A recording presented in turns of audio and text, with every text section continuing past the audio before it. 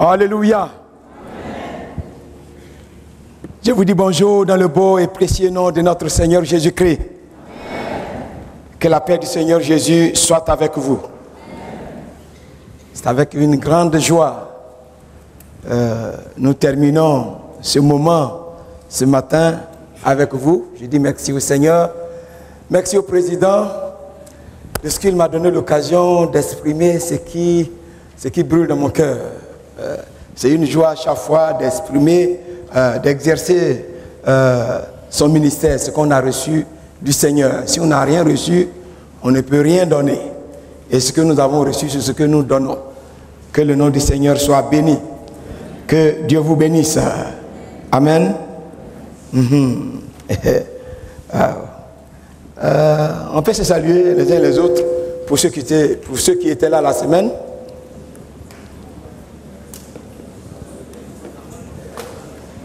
Un joli sourire, hein? Ah oui. Ça fait toujours du bien, le sourire. Le sourire. En tant que des enfants de Dieu, vous savez, c'est sûr et certain, quand Jésus a dit aux gens, faites venir Bartimée, quand il arrivait tout près de lui, c'est sûr et certain que le Seigneur l'a reçu avec un joli sourire. Hein? Le sourire du Seigneur. Il y a un chant comme ça qui chante, il parle du sourire du Seigneur. Un beau sourire. Gloire à Jésus. À l'hôtel, il y a un ami que nous avons invité. Il y a un ami gabonais qui était là. Il a pris l'avion, hier il est parti, un chrétien. En tout cas, par ses gestes, on a su que c'était quelqu'un de Dieu. Et lui aussi, par nos gestes, au restaurant, il nous regardait, il souriait. Et je me suis approché de lui, je lui ai demandé s'il est chrétien, il a dit oui, qu'il est évangéliste. Et en tout cas, on a échangé. Même hier, quand il a pris l'avion, il m'a envoyé un message, il dit qu'ils sont prêts à décoller. Donc, il a pu prendre contact avec un jeune homme qui nous a confié. Et je ne sais pas s'il est là, ou bien il est au dehors.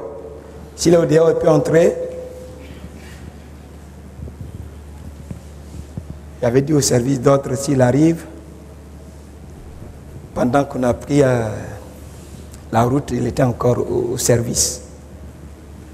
Ok. Gloire à Dieu. Amen.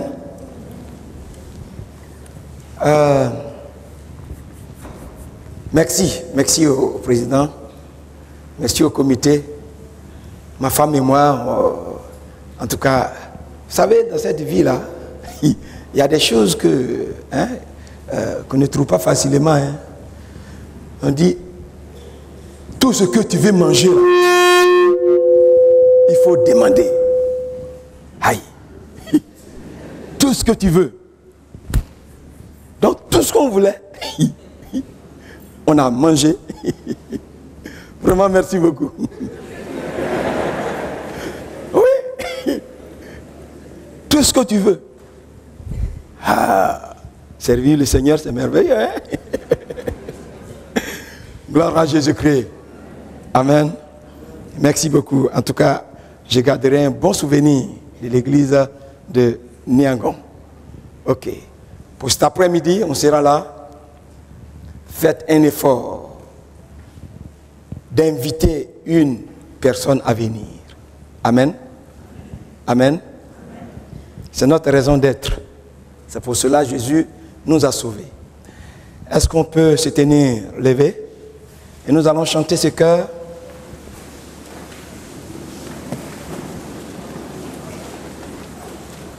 À la fin de mon voyage, à la fin de mon voyage, je verrai Jésus-Christ, je verrai Jésus-Christ, je verrai Jésus-Christ. Ça, c'est l'Assemblée de Dieu. À la fin de mon voyage, ça va? rien de. À la fin de mon voyage, je verrai Jésus-Christ, je verrai Jésus-Christ, je verrai Jésus-Christ. À la fin de mon voyage, je verrai Jésus-Christ dans la cité de Dieu. À la fin de mon voyage, je verrai Jésus-Christ, je verrai Jésus-Christ, je verrai Jésus-Christ. À la fin de mon voyage, je verrai Jésus-Christ dans la cité de Dieu. Quel bonheur, quel bonheur, quel bonheur, quel bonheur, oh quel bonheur. À la fin de mon voyage, je verrai Jésus-Christ, je verrai Jésus-Christ, je verrai Jésus-Christ. À la fin de mon voyage, je verrai Jésus-Christ dans la cité de Dieu. Quel bonheur, quel bonheur.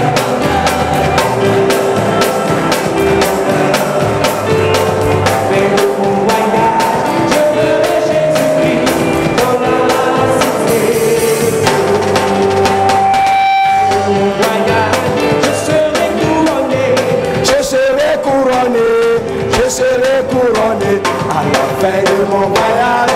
Je serai couronné dans la cité de Dieu. Quel bonheur, quel bonheur, quel bonheur, quel bonheur, quel bonheur, oh quel bonheur. À la fin de mon voyage, je serai couronné dans la cité de Dieu.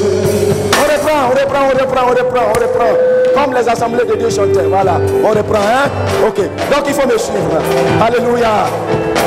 Et à la fin de mon voyage, je verrai Jésus-Christ, je verrai Jésus-Christ, je verrai Jésus-Christ. À la fin de mon voyage, je verrai Jésus-Christ dans la cité de Dieu. Quel bonheur, quel bonheur, quel bonheur.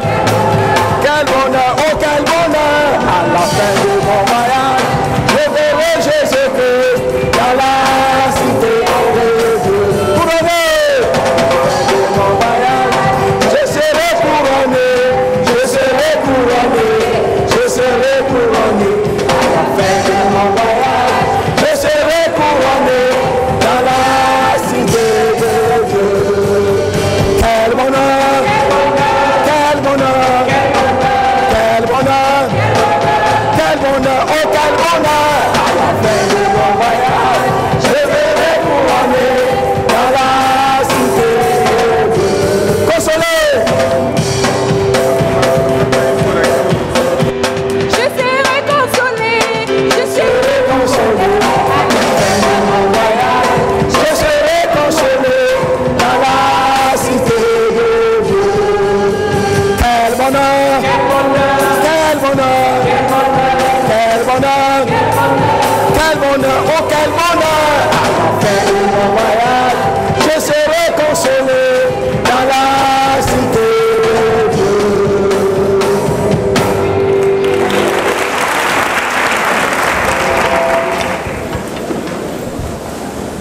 Est-ce que nous pouvons remercier le Seigneur pour tous ses bienfaits à notre égard et lui confier le reste de ses instants?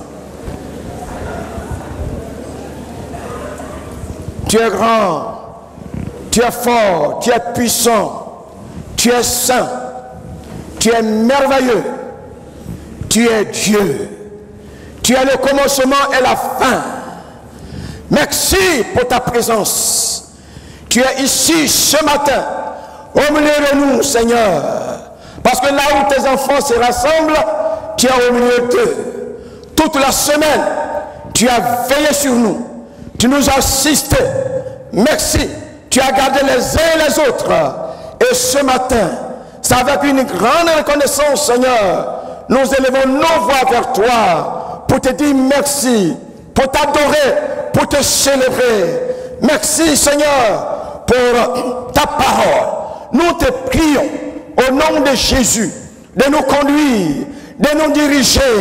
Tu étends ta main puissante au nom de Jésus pour conduire, Seigneur, c'est quelques laps de temps que nous avons à passer avec toi, que le Saint-Esprit nous parle, nous enseigne, nous relève, nous fortifie, nous conscientise, nous remplisse, nous imbibe au nom de Jésus pour le salut des âmes, pour la délivrance, Seigneur, des vies, pour la guérison des cœurs, pour ouvrir la porte du royaume des cieux.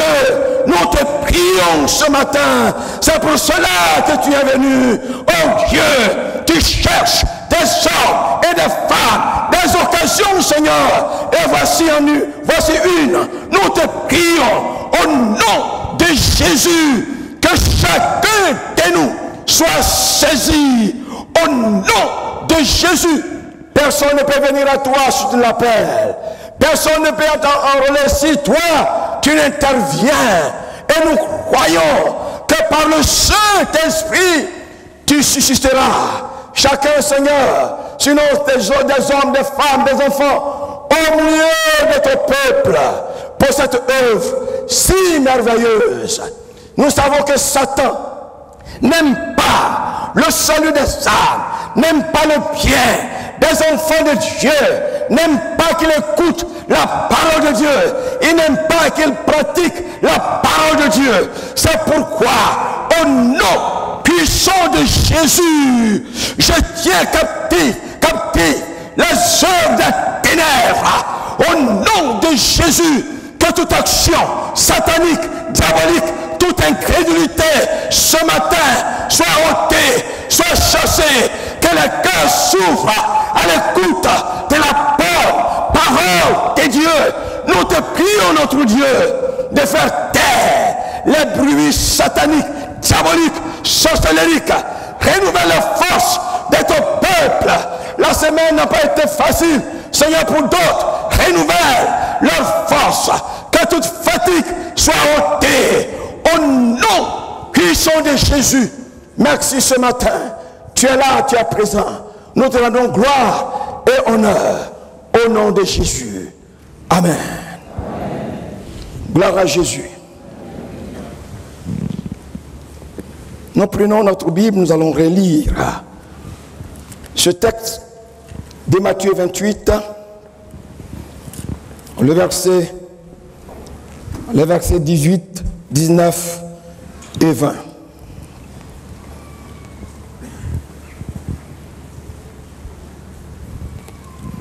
Matthieu 28,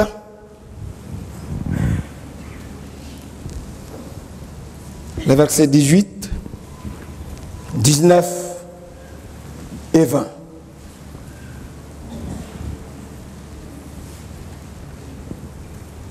Je l'ai.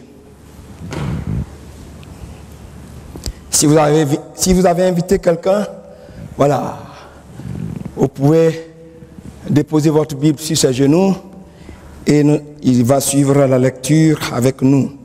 Donc, nous écoutons. Jésus s'étant approché, leur parla ainsi. Tout pouvoir m'a été donné dans le ciel et sur la terre. Allez, faites de toutes les nations des disciples, les baptisant au nom du Père, du Fils et du Saint-Esprit, et enseignez-leur à observer tout ce que je vous ai prescrit. Et voici, je suis avec vous tous les jours jusqu'à la fin du monde. Que Dieu bénisse sa parole. Amen.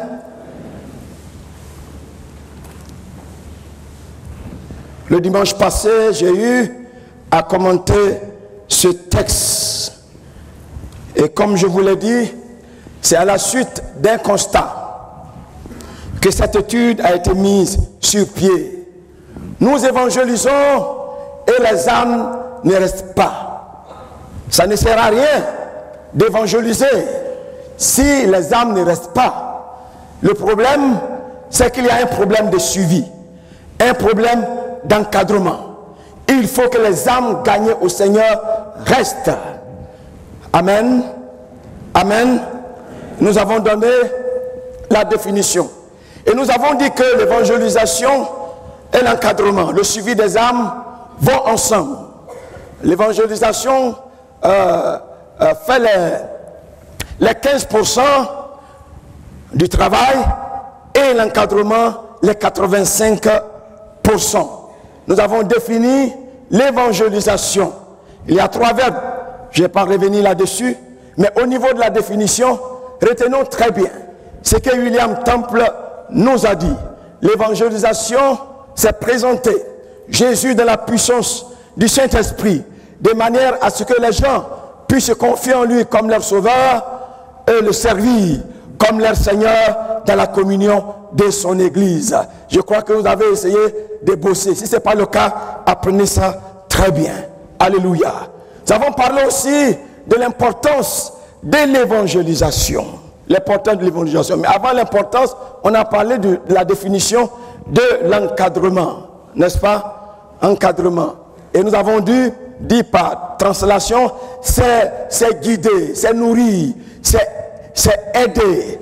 Faire de telle sorte que la personne qui vient d'accepter le Seigneur soit enracinée en Christ et qu'elle devienne une gagneuse d'âme et une encadreuse.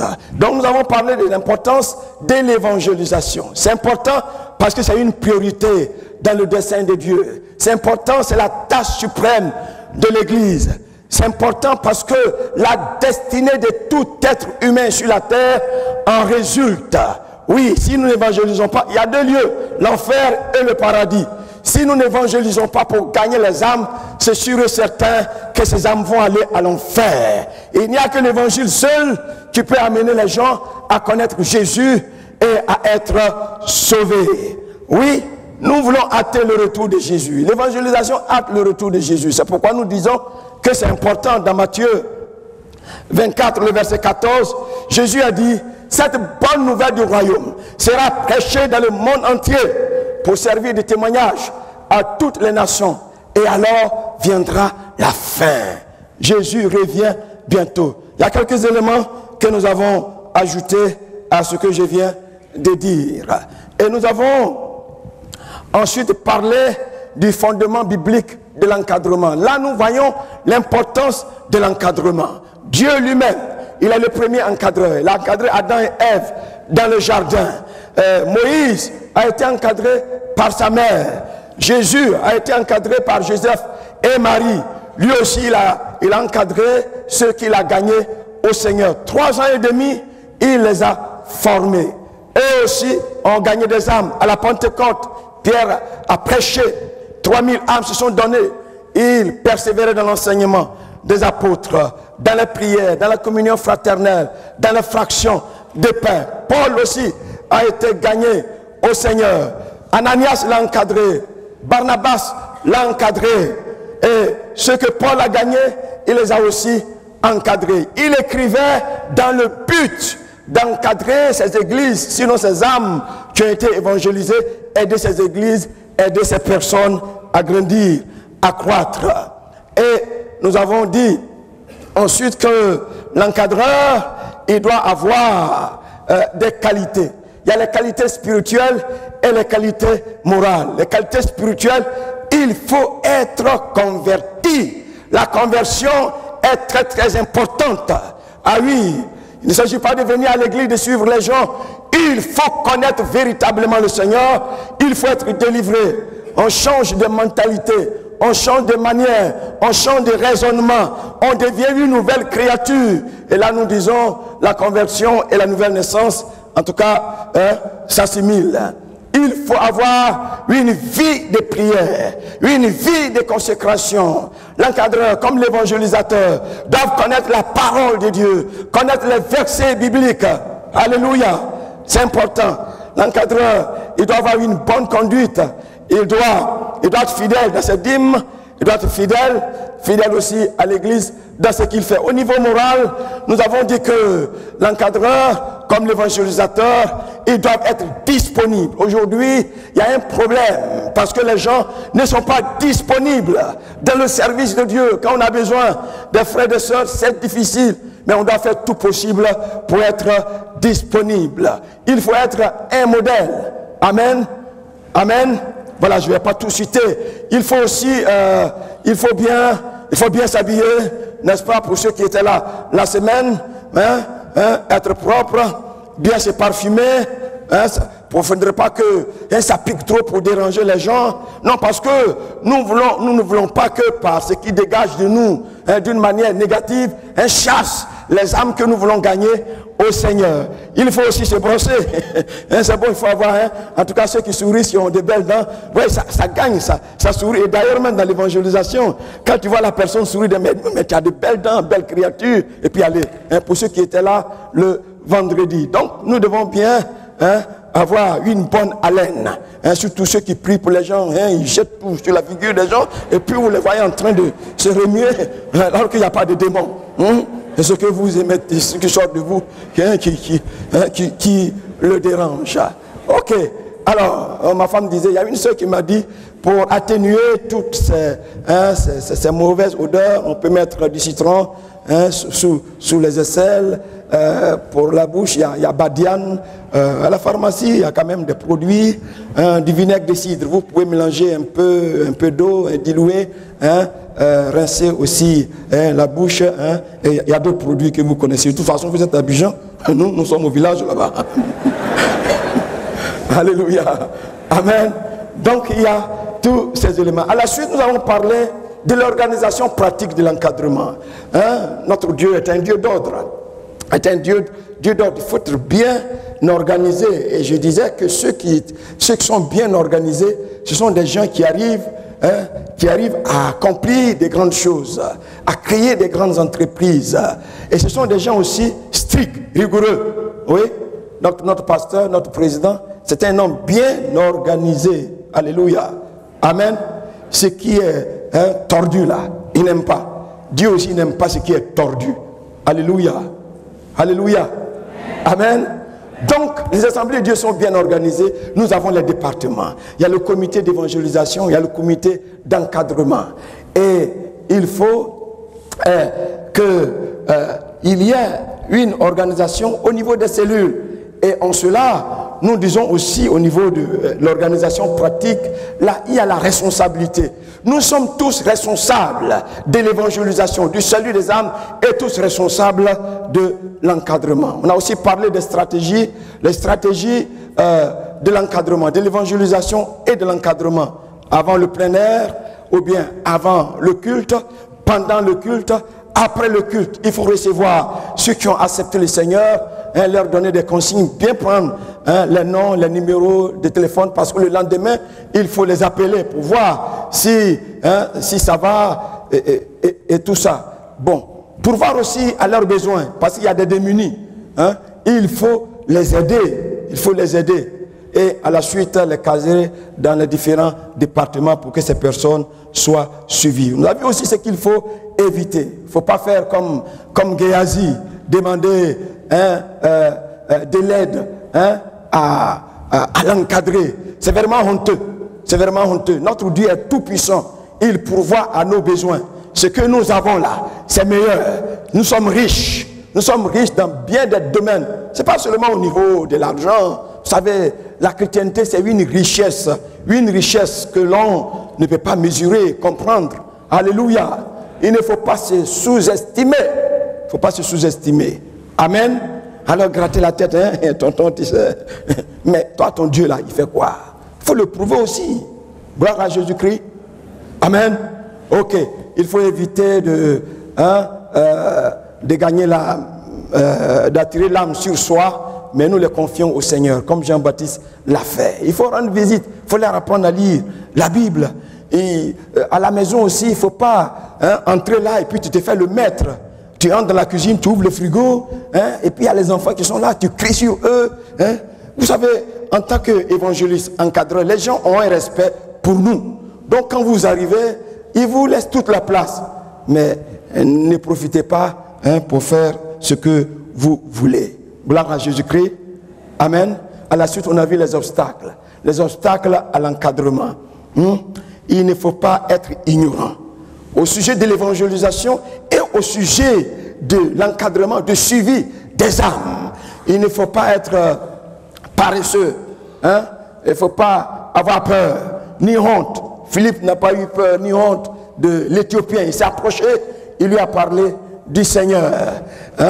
il y a la mauvaise organisation de l'Église. Il n'y a même pas de comité d'évangélisation ni d'encadrement.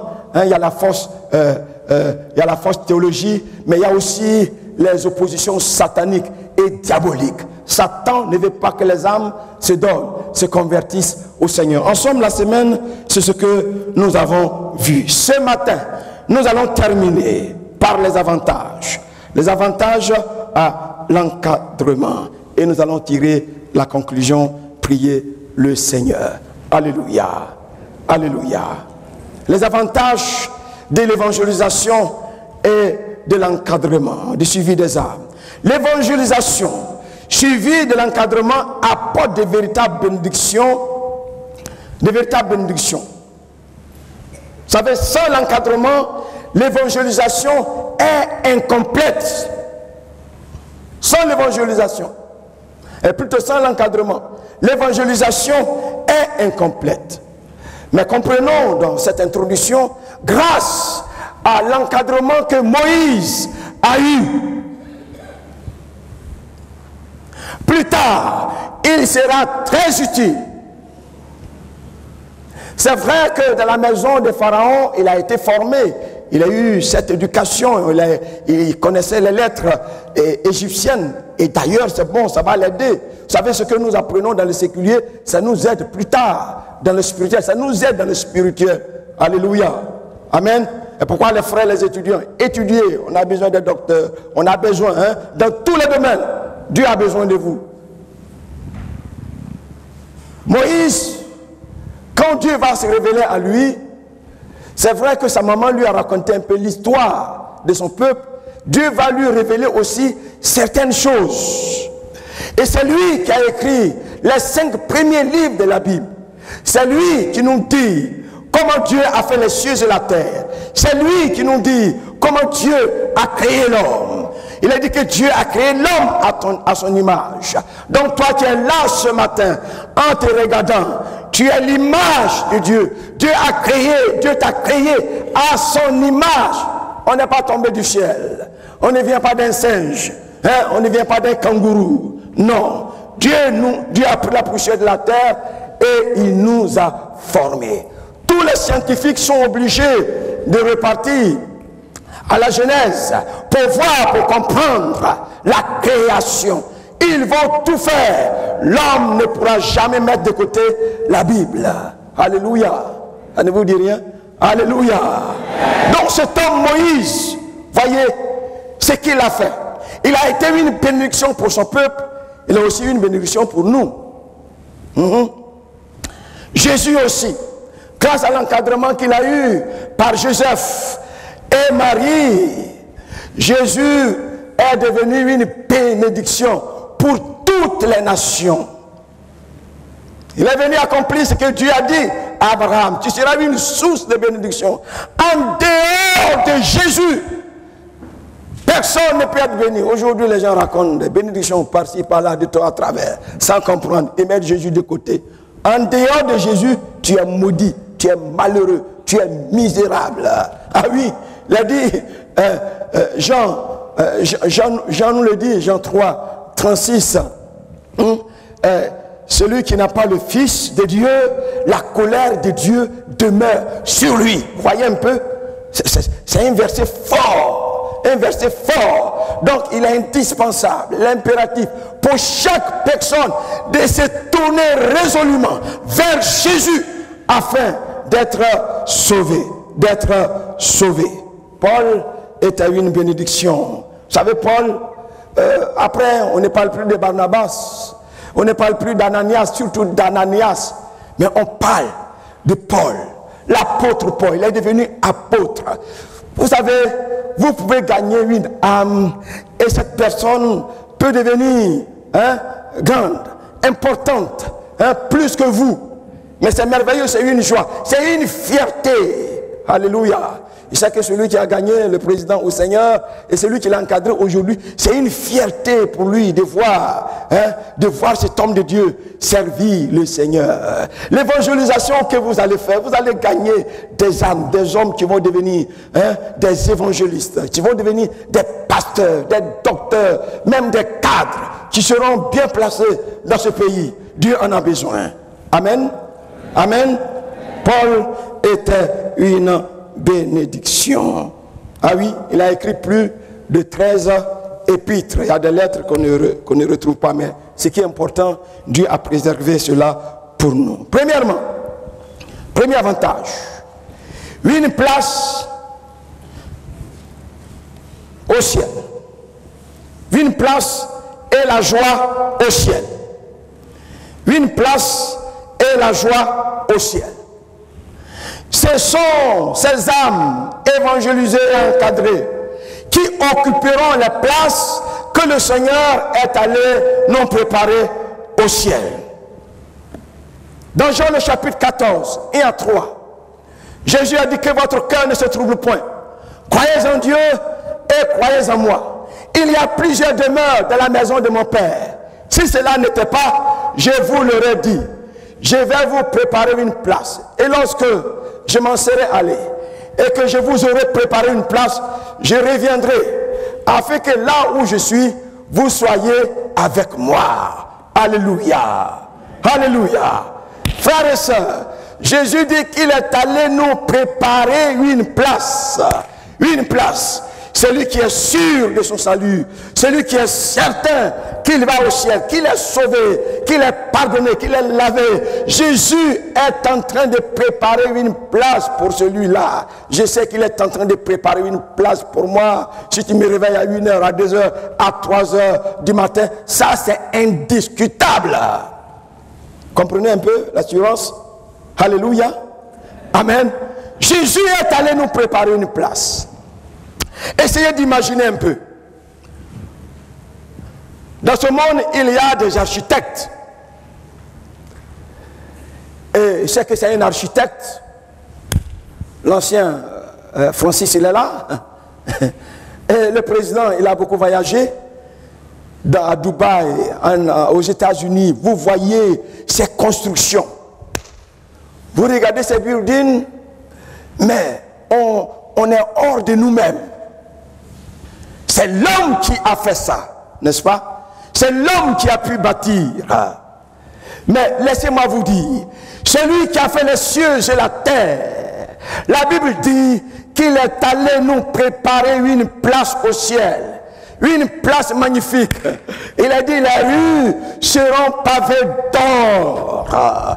Tout va briller. La présence du Seigneur va nous illuminer. Nous serons dans la joie, dans la félicité. Et ce serait pour toujours. Jésus dit dans Jean 17, le verset 24, Père, je veux que là où je suis, ce que tu m'as donné soit aussi avec moi, afin qu'il voit la gloire que tu m'as donnée. Car tu m'as aimé depuis la création du monde. Alléluia. Ce lieu, ce n'est pas pour un jour, ni 2 jours, ni 3 jours. C'est pour l'éternité.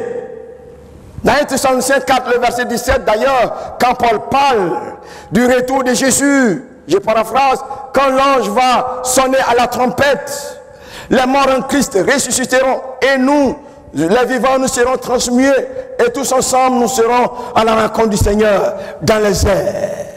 Et vers la fin, Paul dit, nous serons toujours avec le Seigneur. Soulignez ça dans votre Bible. Nous serons toujours avec le Seigneur. Nous allons vivre d'éternité en éternité avec le Seigneur.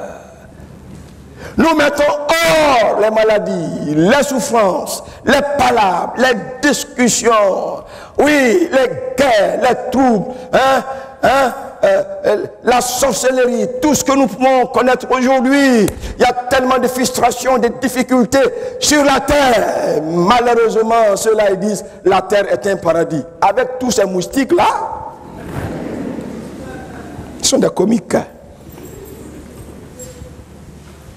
Frères et sœurs, ce sont ces âmes encadrées qui vont aller là-bas. Ce n'est pas la foule non décisionnaire.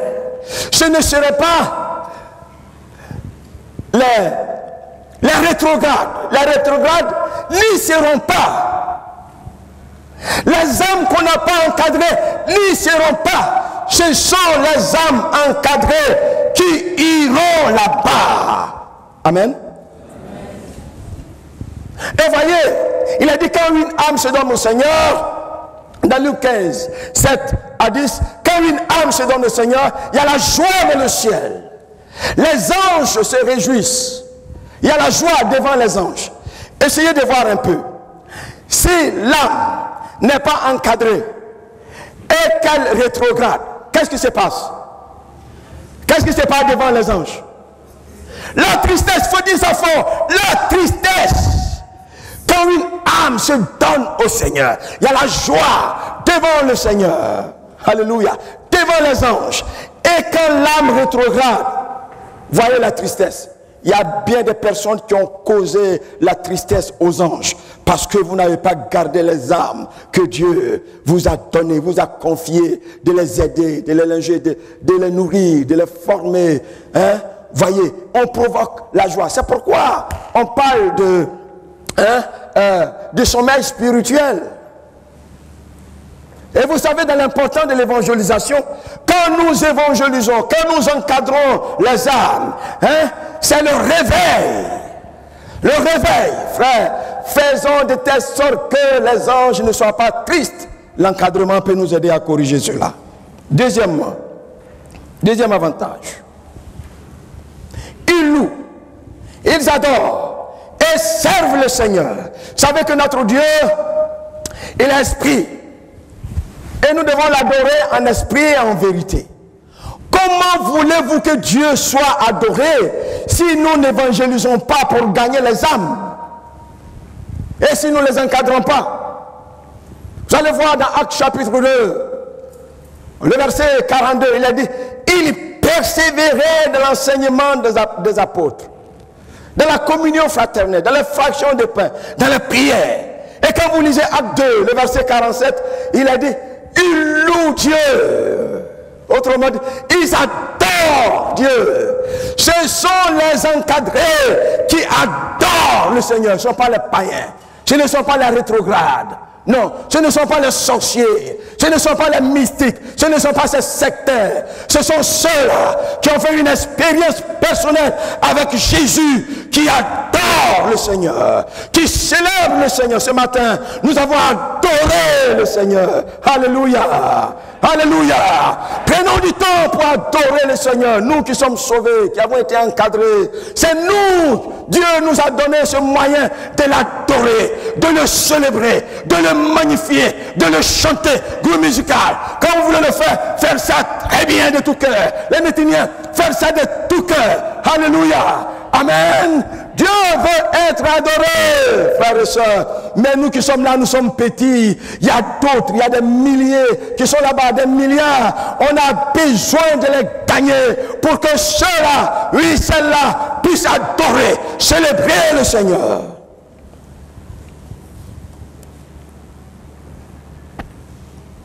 Vous voyez? Il a dit, le Seigneur, quand on fait cela, le Seigneur ajoutait chaque jour à l'église ceux qui étaient sauvés. Mais ce sont les encadrés qui servent le Seigneur. Le Seigneur Jésus a encadré Pierre. Dans Luc 22, je crois 32, 31 ou bien 32, oui c'est là. Il dit, j'ai prié pour toi. Le Seigneur a intercédé pour lui. Il l'a aidé.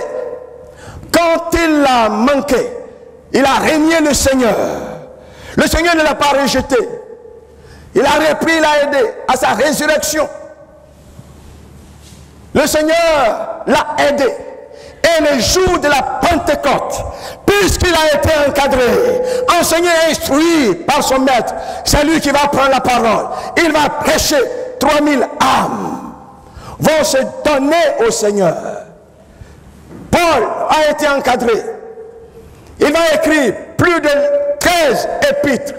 Ce sont les encadrés qui deviennent des serviteurs, des servantes, des pasteurs, des anciens, des diacres. Ils travaillent dans les comités, dans les petits groupes. Il y a d'autres, on ne les voit même pas. D'autres balaient, d'autres sont cachés.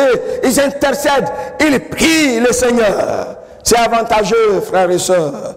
Si nous voulons qu'il y ait des serviteurs, des servants de Dieu, il faut l'encadrement. Il faut l'encadrement. Et comme je disais, l'encadrement se fait à plusieurs niveaux. Si vous avez fini votre encadrement primaire, c'est-à-dire la nouvelle âme qui se donne au Seigneur, il y a d'autres qui vont les aider. S'ils deviennent pasteurs, ils savent où ils doivent aller pour être plus encadrés, devenir bien formés pour servir le Seigneur. Voyez.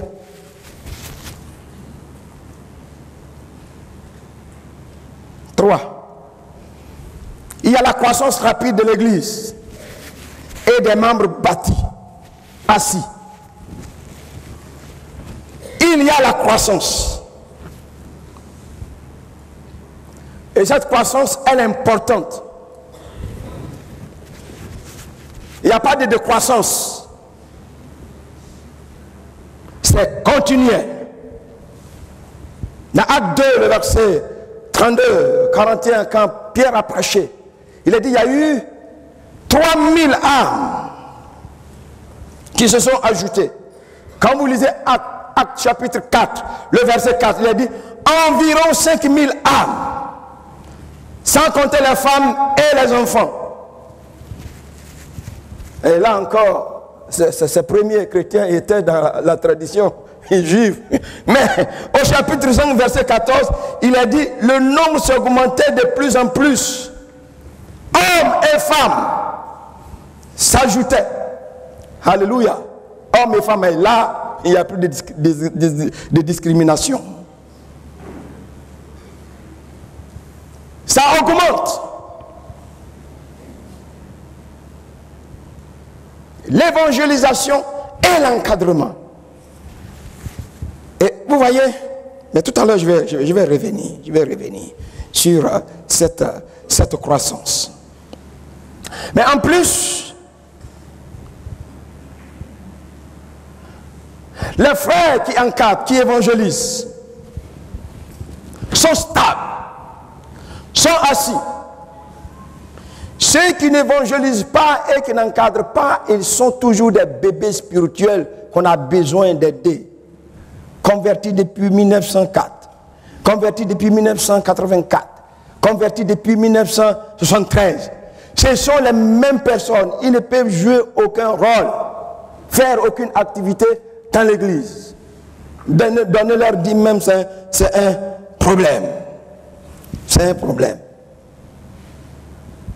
Et vous voyez, cela apporte aussi, l'encadrement apporte la stabilité au niveau de l'église. Acte chapitre 9, le verset 31. Il a dit que l'église était stable. Et vous allez voir, c'est après la conversion de Saul de Tarse. Avant cette stabilité, l'église était troublée, perturbée. Il y avait la persécution. Mais quand Paul s'est donné, il a été encadré. Il a dit que l'église était stable. Alléluia. Amen. Vous voyez, quand il y a un voyou quelque part, un brigand, qui dérange, quand cette personne s'est convertie, il n'y a plus de brigandage. C'est pas vrai? Amen. Mais un exemple simple. Là où nous étions, il y avait un jeune homme, un grand voleur. Grand voleur. Le quartier ne dormait pas. Il a même volé les lapins de mon épouse. Et voici un jour, il allait chez des voisins, voler. Ils l'ont mis en prison plusieurs fois. Le juge même était fatigué. Il lui a demandé un jour, si on te libère, puisque c'est un mineur, qu'est-ce que tu vas faire? Il dit, je vais voler. Il l'a laissé là-bas. Il a dit quand il va avoir 18 ans, bon ben, ils vont le garder toujours là-bas. Mais on ne sait pas comment ça s'est passé. Il est libéré. Il allait voler chez les voisins. Les gens l'ont tué. Oui. Ils l'ont tué, cassé ses 4 membres. C'est vraiment une mort atroce. Mais c'est ça aussi le salaire du péché. Donc si toi tu pêches, il faut arrêter. Donc, tu vas mourir. Dieu t'aime. C'est pourquoi tu es là ce matin, pour changer de vie, pour accepter Jésus-Christ. il est mort, ma femme elle est témoin, on n'entend plus parler de vol dans le quartier. Et si au moins s'ils étaient donnés au Seigneur, c'était bon. On a essayé. Son démon, je ne sais pas d'où il sort.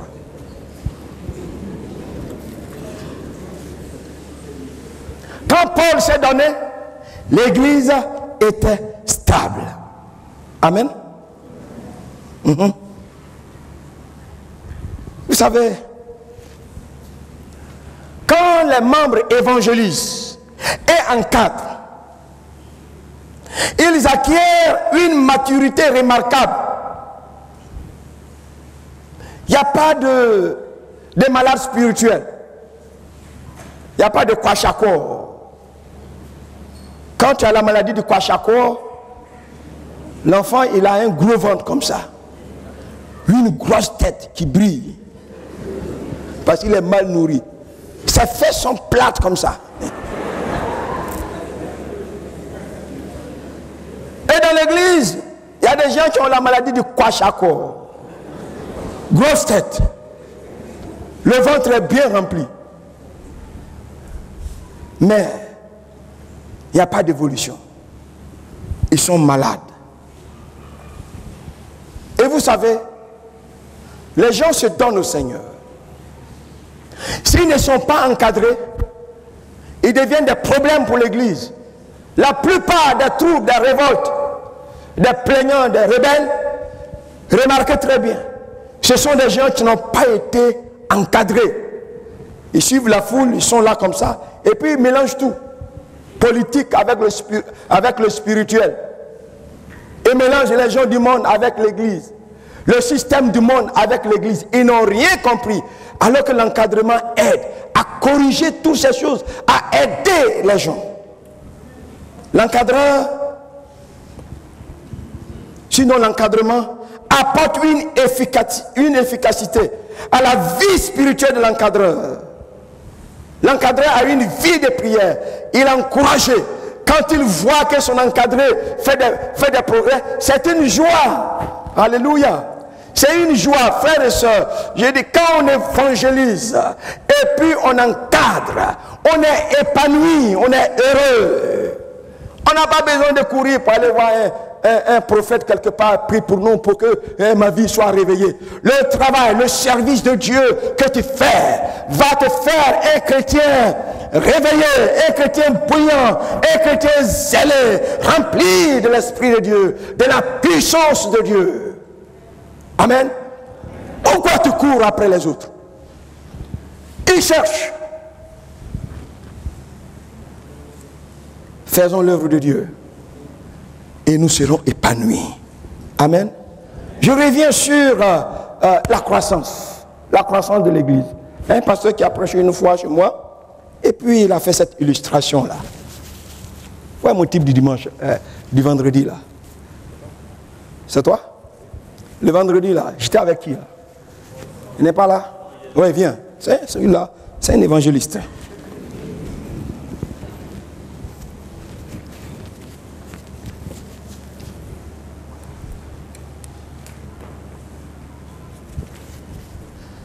Veux-tu marcher avec Jésus? Bon, mais si tu veux, on va reprendre. Hein, on va reprendre. Bonjour. Comment ça va? Ça va. Ah, ok. Beau garçon. C'est bien. Tu sais, autant de fouet là, on rase les barbes. Ok. Alors, est-ce que je peux te poser une question? Oui, il n'y a pas de problème. Est-ce que tu connais le Seigneur Jésus-Christ? Bon, j'ai déjà entendu parler de lui. Ok, d'accord. Bien, tout ça, on va plus aller là-bas au loin. Le temps s'en va. Ok, alors, hein? Ok, il faut le suivre, il faut l'accepter. Bien, allez, va prendre une autre personne et puis vous venez. Moi aussi, viens. Tu es marché avec Jésus? Tu veux le suivre?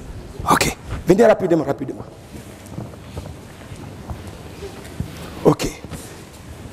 Il n'y a de salut en aucun autre, car car il n'y a sous le ciel aucun autre nom qui a été donné parmi les hommes par lequel nous venons de sauver. Allez, chacun, prenez une âme. Allez chercher une âme.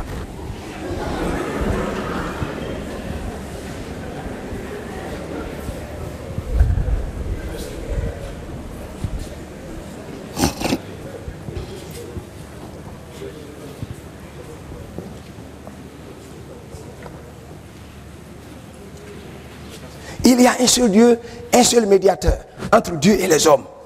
Suivez-le. Allez, chacun une âme.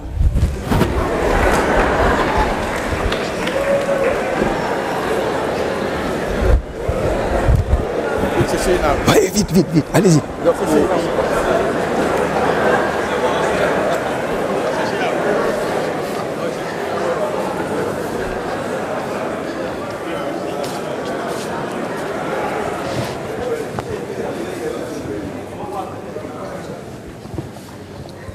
Jésus est le chemin, la vérité et la vie. Il n'y a pas d'autre vérité ailleurs. Il n'y a pas un autre chemin ailleurs. Allez, chacun une âme.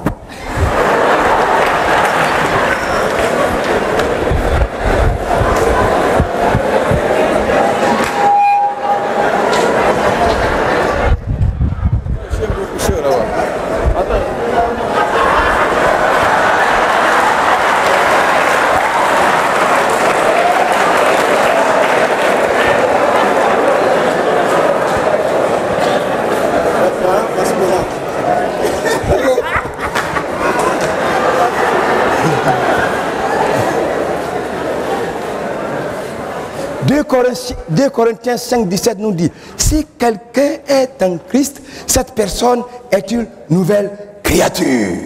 Vous avez bien compris? Vous avez saisi ça? Allez, chacun une âme.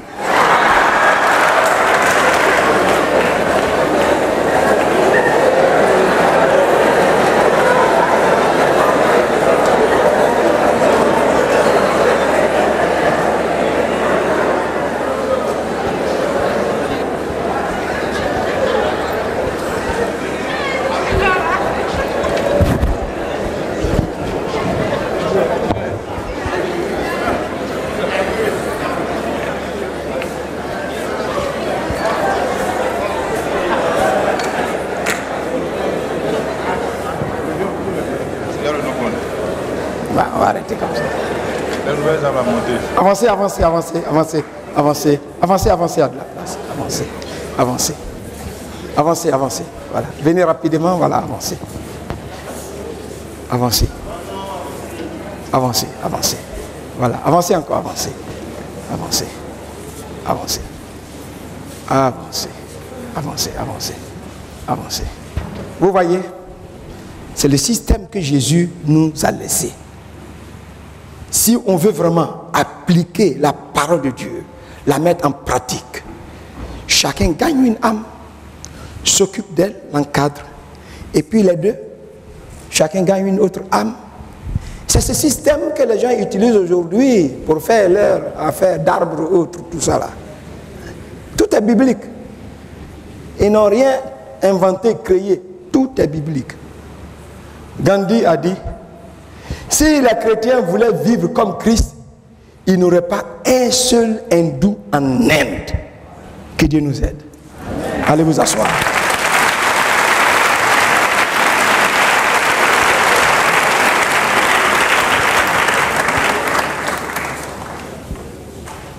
J'ai lu dans un livre, Former des disciples, et ce monsieur nous a donné cet exemple. Il a dit, si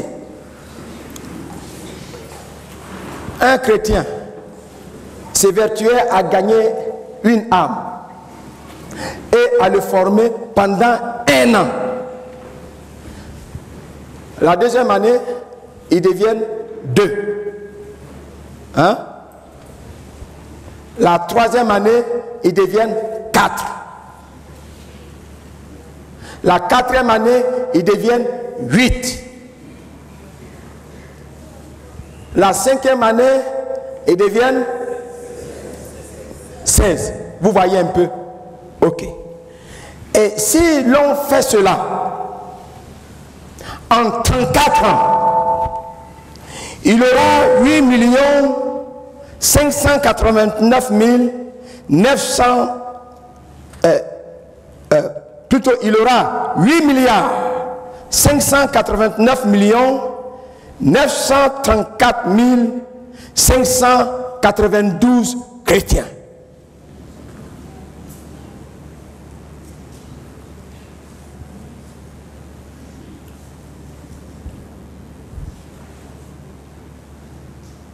Ça fait pleurer.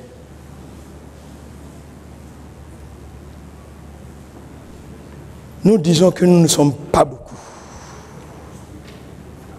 On peut gagner ce monde-là à Christ. Lui, il dit 1 an. Peut-être d'autres diront, mais 34 ans, c'est beaucoup. Moi, j'ai 37 ans de conversion. Et ça veut dire, durant ces 37 ans-là, si chaque année, je gagnais une âme, et que ce que je gagne, chacun gagne une âme, ça veut dire qu'aujourd'hui, j'ai plus de 8 milliards.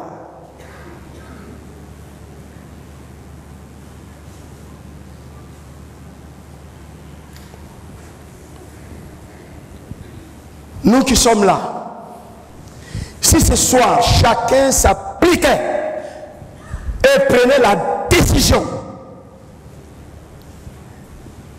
d'inviter une seule âme, vous là, vous ne serez pas là, en bas comme en haut. Parce que ce serait comment? Le double. Le double. Nous dormons, nous cherchons notre argent, notre avenir, on se prépare. Et le prochain, et il s'avance. Il ramasse les gens. Et il les introduit à l'enfer. Si l'Église comprend, et si les consciences sont éveillées, qu'on se lève, qu'on gêne, qu'on prie, je sais que Dieu fera quelque chose. Il fera quelque chose. Il n'est pas tard. Il n'est pas tard. Dieu va nous aider. Alléluia.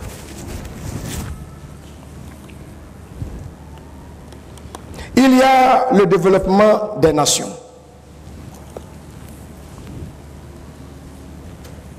Marc 5, du verset 16 au verset 17. L'évangélisation et l'encadrement développent les nations. Vous ne me direz pas le contraire. Jésus, quand il est arrivé en ce lieu, d'abord, Ésaïe 9, le verset 1 à 6 nous parle, où il est dit, le peuple,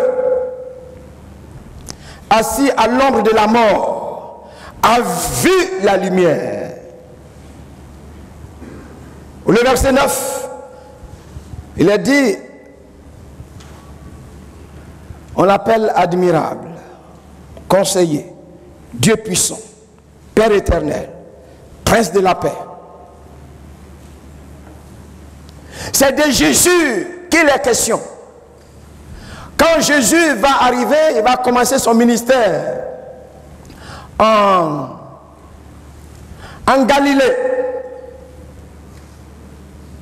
dans la région de Zabulon et de Nephtali, où il y avait les ténèbres. Quand Jésus va commencer son ministère, les choses vont changer. Il va apporter la lumière. Il va éclairer les gens. Et dans Marc, le chapitre 5, ce fou de Gadara, au verset 17, il a dit, quand cet homme a été guéri, les habitants lui ont dit de quitter leur territoire. Le territoire, hein, retenons ça, territoire, la région. Et puis ce monsieur, il a occupé leur cimetière, leur sépulcre, leur cimetière. Donc personne ne pouvait s'aventurer là-bas pour aller enterrer son cadavre. Oh, s'il était dans nos cimetières, c'est bon, les gens allaient bien s'arranger pour enterrer le cadavre. Vous savez, j'ai eu une annexe là-bas à Bogué, peut-être il y a des gens de Bogué. Quand la crise est arrivée, il y avait On était à une réunion et puis il y a un frère qui a dit, pasteur, le Seigneur m'a aidé. T'as aidé comment? Il dit, sa femme était morte. Et les gens étaient en train de juger. Tu vas payer tant, tu vas payer ceci. Et il grattait la tête. Où trouver l'argent? Et à un moment donné, allez, ça a commencé à tirer. Les gens se sont cherchés. Et ce sont les enfants qui ont pris le cadavre, ils sont allés enterrer.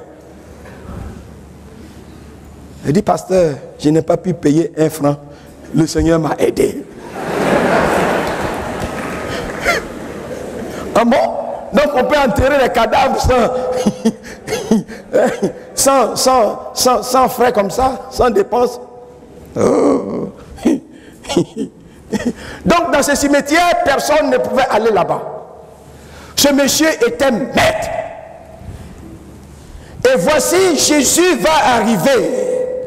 Sa présence en ce lieu va déranger ce fou, se dérégler. Les démons lui ont posé la question, mais il n'est pas temps, il ne faut pas venir, je paraphrase, il ne faut pas venir, hein, nous troubler, nous déranger. Et ils ont dit qu'ils étaient des milliers. Jésus leur a donné l'ordre de quitter. Ils ont obéi. Les démons sont partis. Et la Bible dit que ce monsieur était dans son bon sens. Il y avait la paix. Il y avait la tranquillité. Les gens pouvaient maintenant aller enterrer leurs cadavres et ce territoire est libéré. Alléluia. Amen. Dans Actes chapitre 8, quand Philippe a prêché dans une ville de Samarie, il a dit, il y avait une grande joie.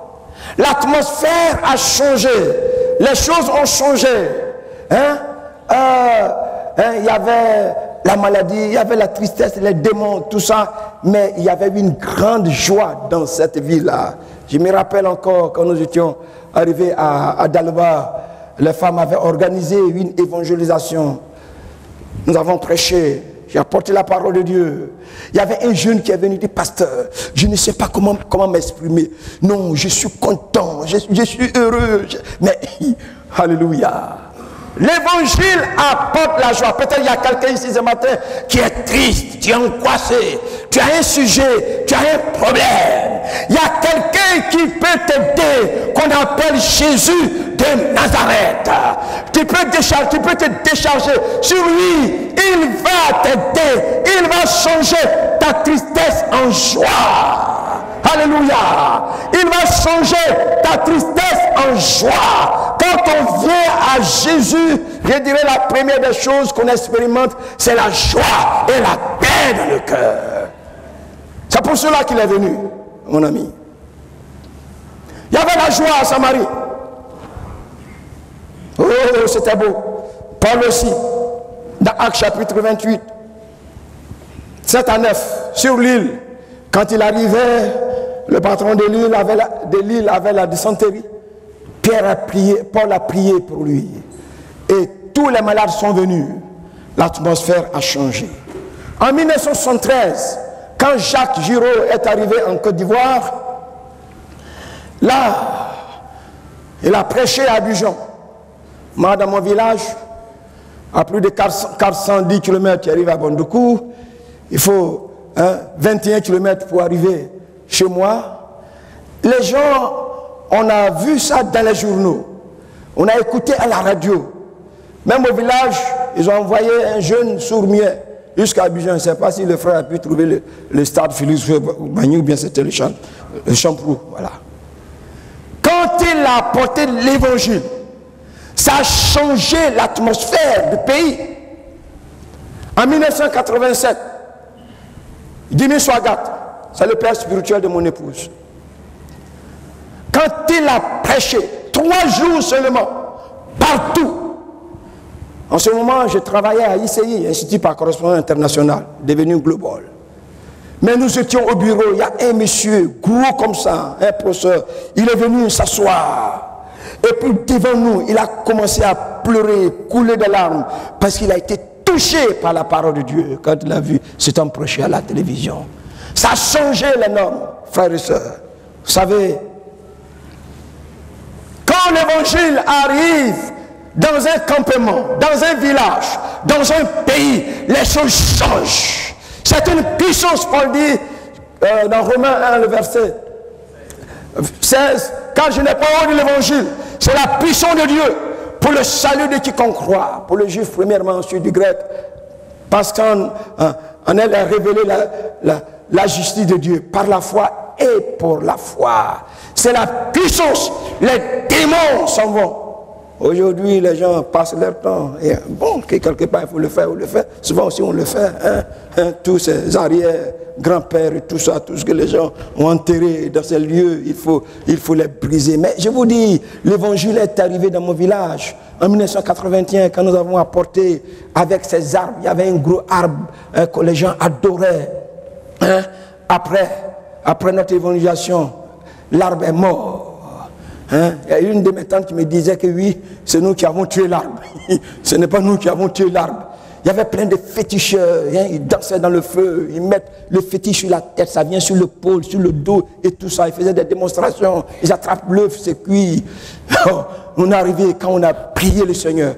Aujourd'hui, il y a une église des assemblées de Dieu qui est là. Alléluia. Ça a changé les normes. J'étais dans les ténèbres entouré de montagnes. Petit Paris. En décembre, il fait très frais là-bas. Il y a un pasteur. Il n'y avait pas de lumière.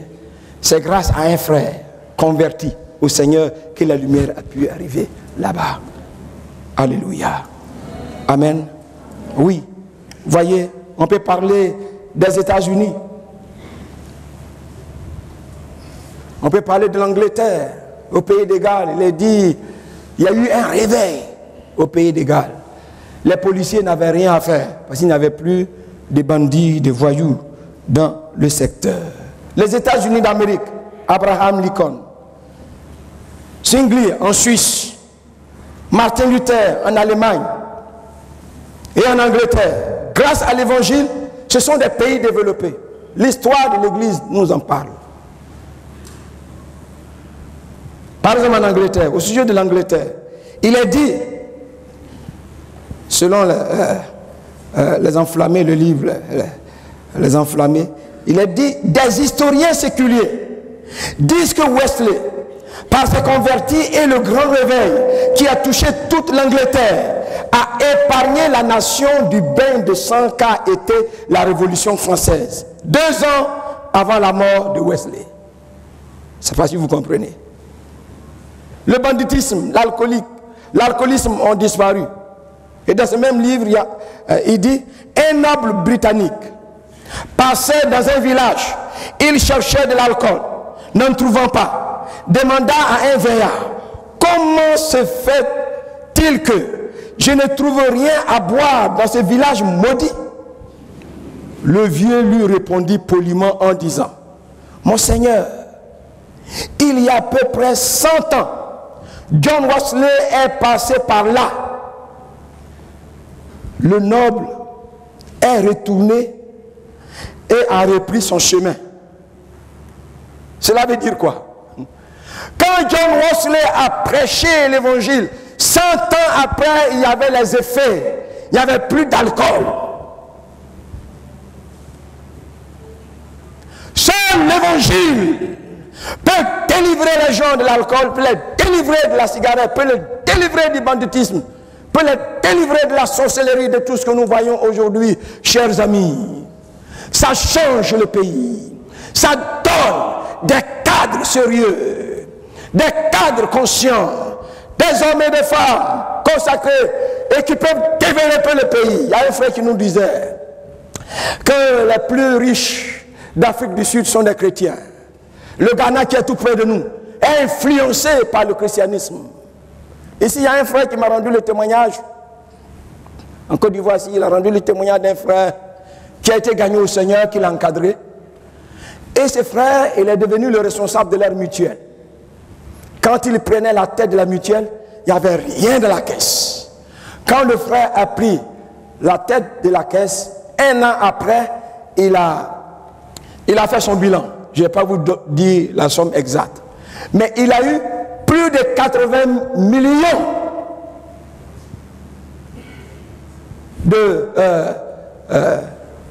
d'excédents. 80 millions d'excédents. Comprenez ceux qui étaient là, qu'est-ce qu'ils faisaient. Et il a su toutes les ordonnances, les prestations des agents, tout a été payé. Alléluia. Alléluia. Dieu cherche, mon frère, là où tu es, de la société là où tu es, tu dois prier. Joseph a changé les normes de l'Égypte. Quand Pharaon, quand il a expliqué, Pharaon a dit, ne venez pas vers moi, hein. Allez-y vers Joseph. C'est toi qui peux régler le problème de ta société. C'est toi qui peux régler le problème de ce pays. C'est toi qui peux changer les normes, mon frère, là où tu es. Ce monde pourri.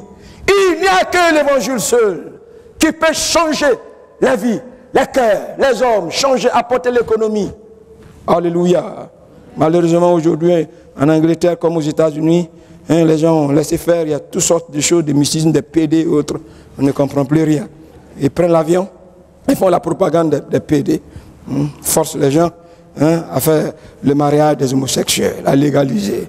Prions aussi pour que cela n'arrive pas ici. Mais seul l'évangile peut changer tout ça. Peut-être toi aussi tu es PD, tu es là, il faut que tu changes. Sinon tu vas mourir. Le salaire du péché c'est la mort. Donne-toi au Seigneur Jésus. Ouais. Aujourd'hui dans l'église il y a tout. 5. Des bénédictions de la vie du gagneur d'âme. Et nous allons terminer tout à l'heure par la conclusion. La Bible dit dans Actes chapitre 28, 9, 7 à 9, Paul et son équipe ont eu de grands honneurs. Romains 10, verset 15, il a dit qu'ils sont beaux les pieds de ceux qui annoncent la paix, la bonne nouvelle. Ah oui. Et vous savez, il y a la puissance de Timothée 4, 5. Il y a la puissance de Dieu, la plénitude. Celui qui évangélise, qui encadre, qui sert le Seigneur, il a sa place au ciel. 1 Corinthiens 15, verset 58. Votre travail ne sera pas vain dans le Seigneur. Travaillez de mieux en mieux. Votre travail ne sera pas vain. Le service que nous faisons pour le Seigneur. Alléluia. Amen. Luc 15, 7. Il y a la joie dans le ciel. Jésus a dit dans Matthieu 19, le verset 28, « Je vous le dis en vérité, quand le Fils de l'homme, au renouvellement de toutes choses, sera assis sur le trône de sa gloire, vous qui m'avez suivi, vous serez de même assis sur 12 trônes, et vous jugerez les 12 tribus d'Israël. » Nous avons notre place au ciel. Amen. Oui. Et regardez, écoutez encore ce que Paul dit. Vous pouvez noter cela. 1 Thessaloniciens 5, 19 à 20.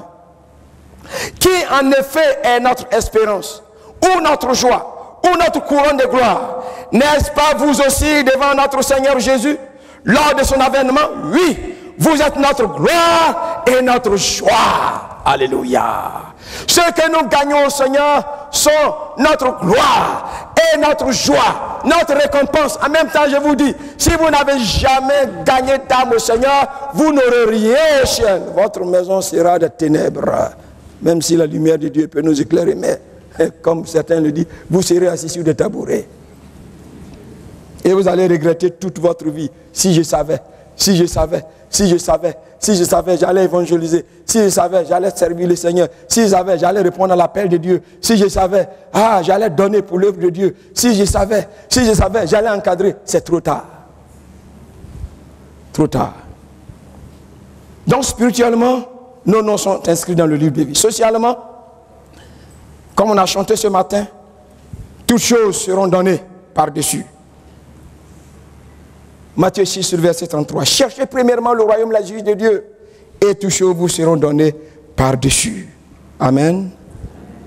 Jésus a dit, et quiconque aura quitté à cause de mon nom, Matthieu 19, 29, ses frères, ou ses soeurs, ou son père, ou sa mère, ou sa femme, ou ses enfants, ou ses terres, ou sa maison, recevra le centuple et héritera la vie éternelle. Alléluia.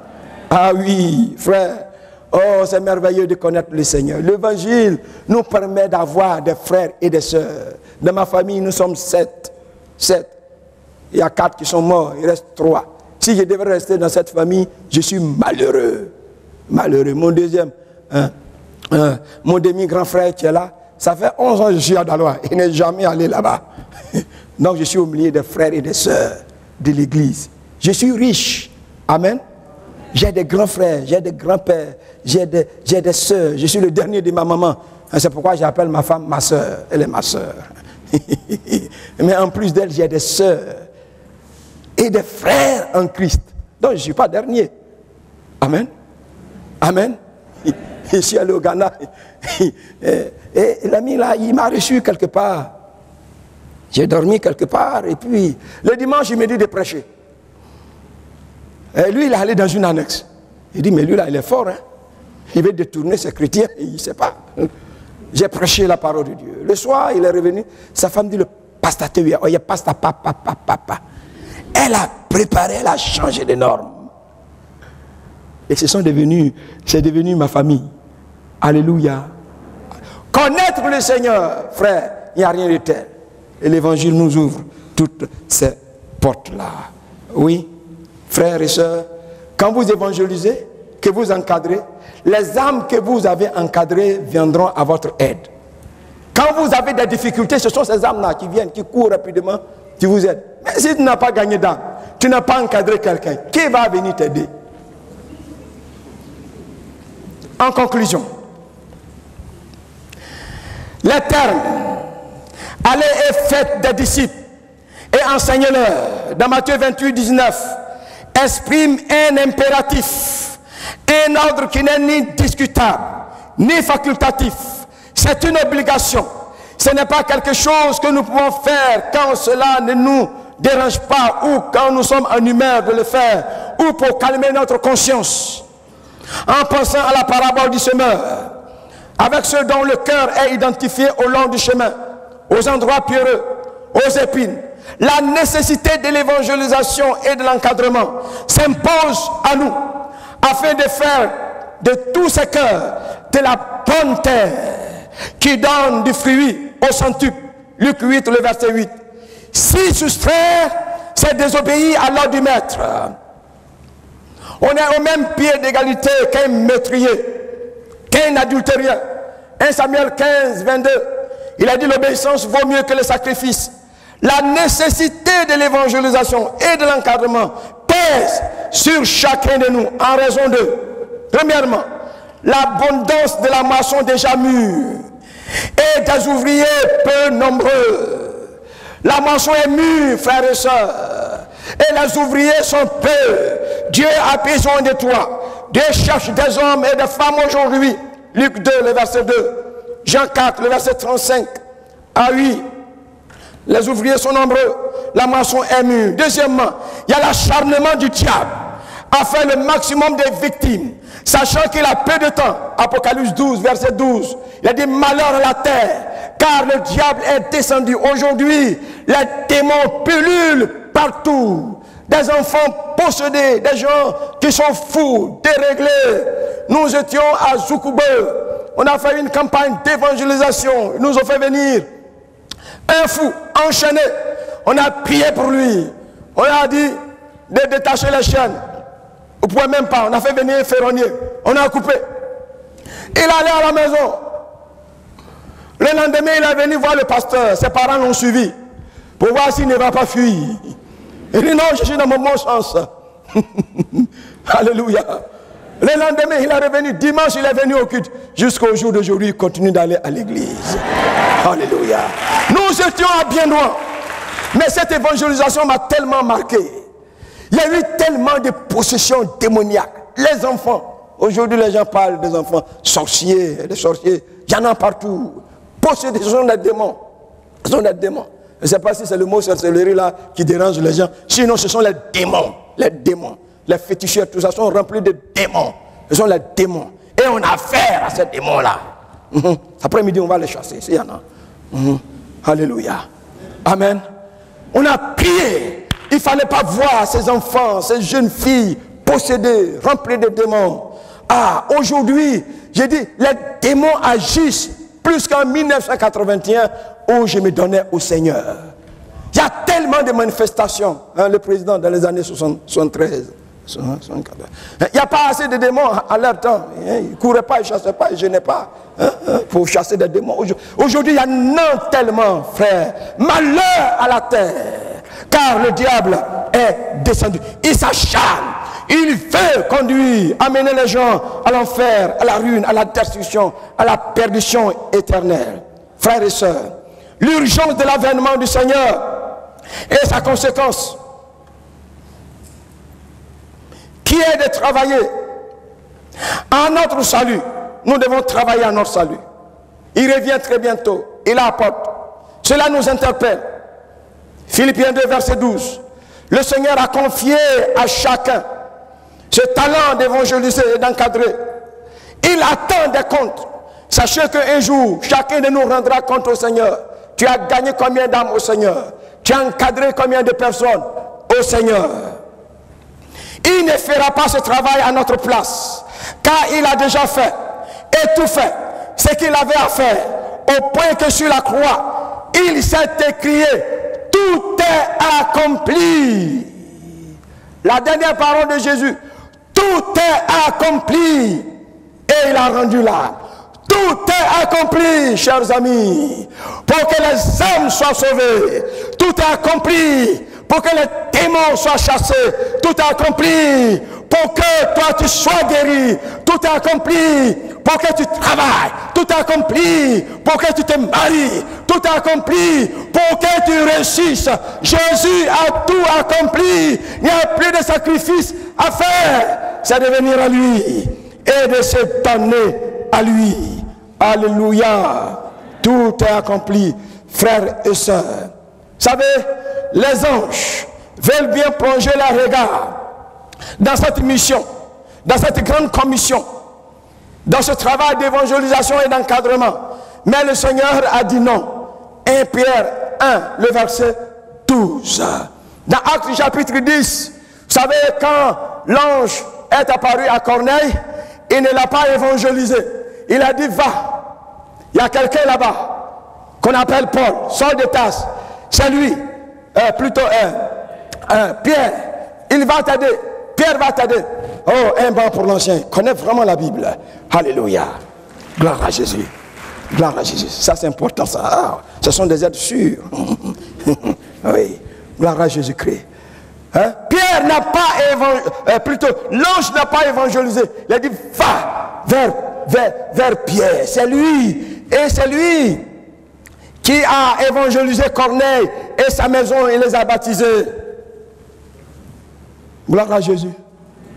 Les anges veulent faire ce travail d'évangélisation. Dieu a dit non. Est-ce que vous savez cela? Parce que c'est tellement important, c'est merveilleux, c'est glorieux. Les anges veulent être des pasteurs, ils veulent être des anciens, ils veulent aider, conduire. Voyez ce que nous faisons là, c'est tellement noble, c'est tellement merveilleux. Les anges veulent faire. Dieu dit non.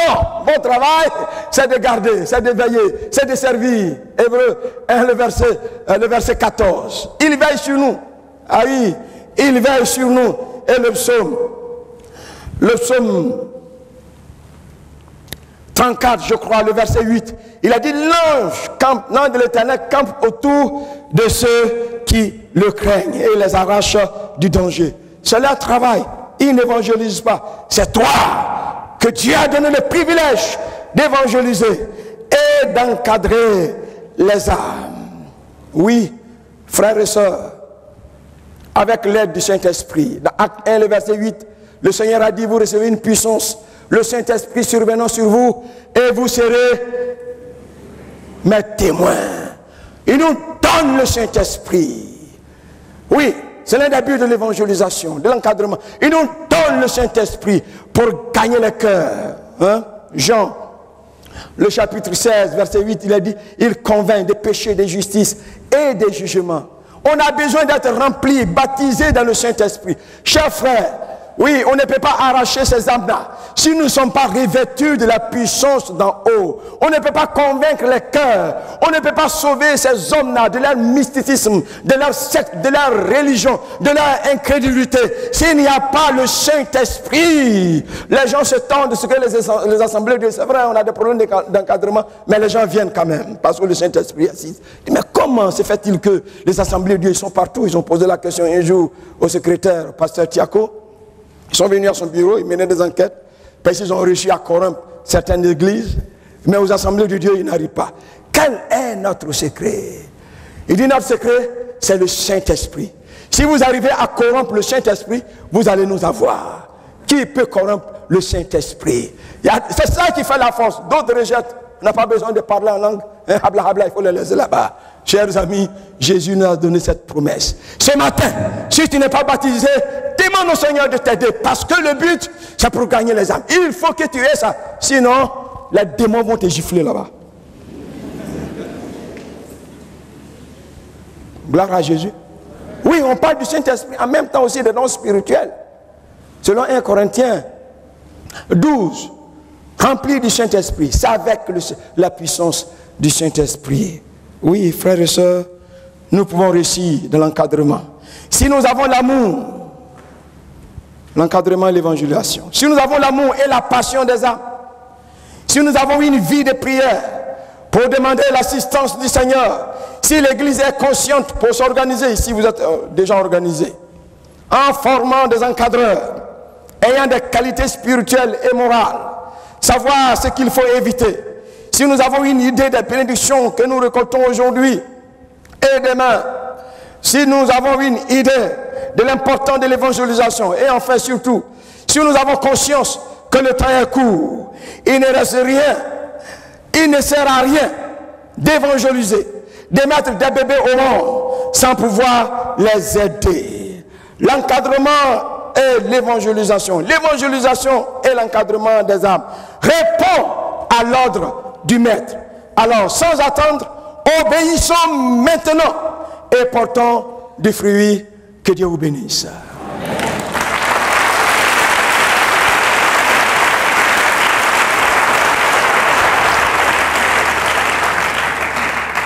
Veuillez vous lever dans l'amour du Seigneur et nous allons prier.